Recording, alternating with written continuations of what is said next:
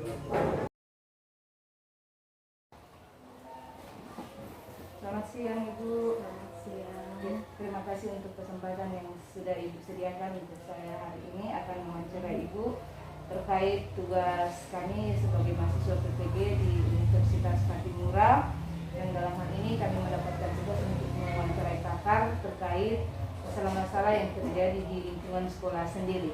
Jadi hari ini saya berkesempatan untuk mewawancarai Ibu sekaligus sebagai teman sejawat dalam guru mata pelajaran biologi.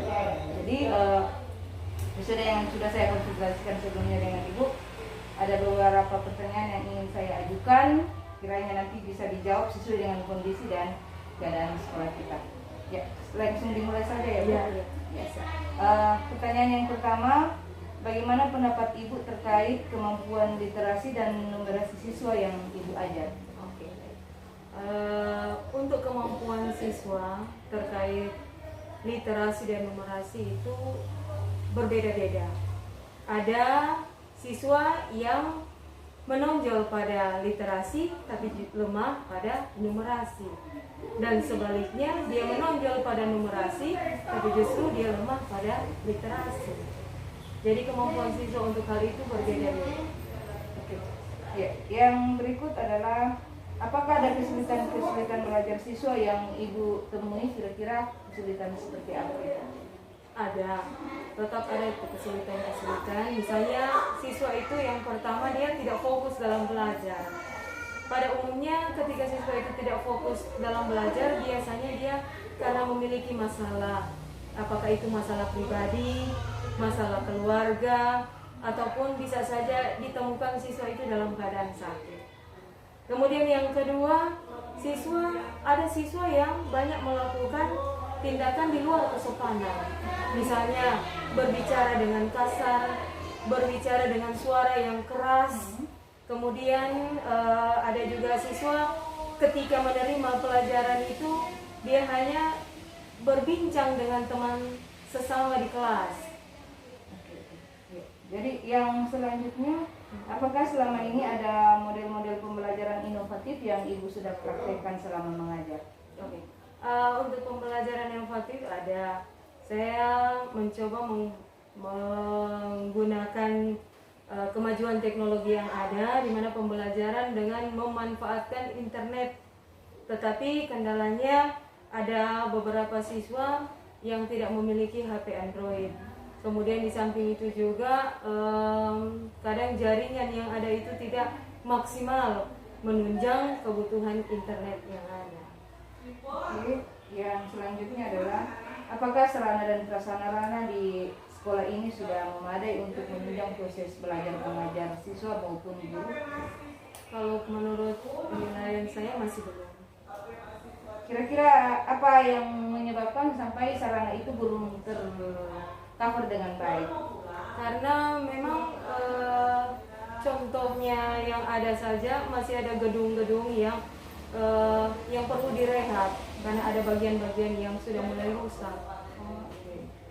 Yang berikut adalah, adakah materi-materi yang menurut Ibu sulit untuk Ibu ajarkan kepada siswa?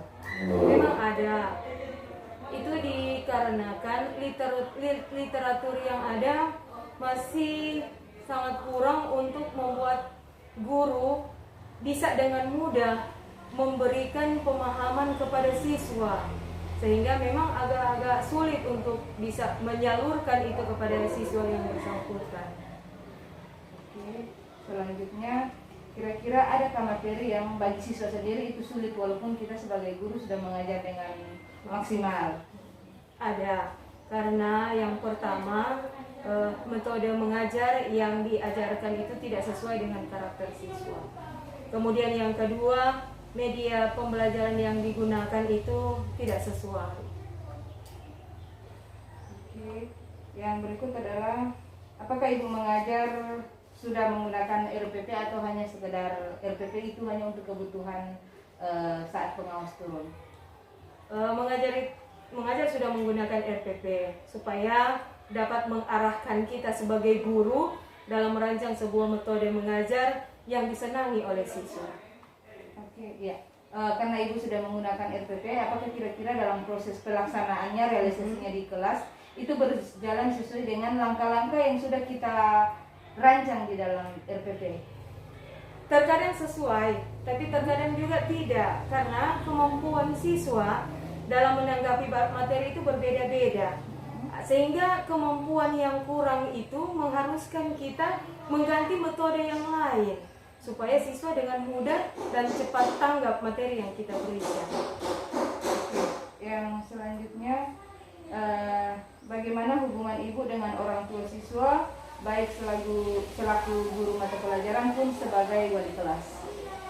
Kalau hubungan dengan orang tua siswa itu memang seharusnya selalu ada.